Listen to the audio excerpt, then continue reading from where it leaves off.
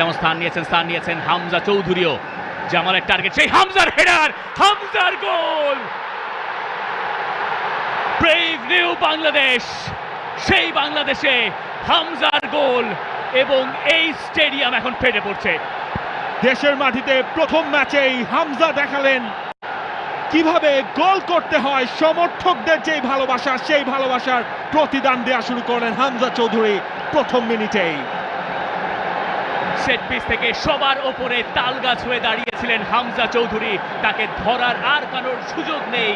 হামজা তার দ্বিতীয় ম্যাচেই গোলের দেখা পেয়ে গেলেন। হামজা যখন থেকে বাংলাদেশের জার্সিটা গায়ে চাপিয়েছেন, এরপরে প্রথম গোলটা তার কপালেই লেখা ছিল। আর কি কপাল, গোলটাও তিনি করলেন কপাল দিয়েই। পারফেক্ট স্টার্ট হামজা চৌধুরীর জন্য, একেবারে সেট আপটাও গেছে। হামজা লাফিয়ে উঠেছিলেন এবং সেখান থেকে যে ফিনিশিংটা দরকার ছিল সেটাই করেছেন হামজা।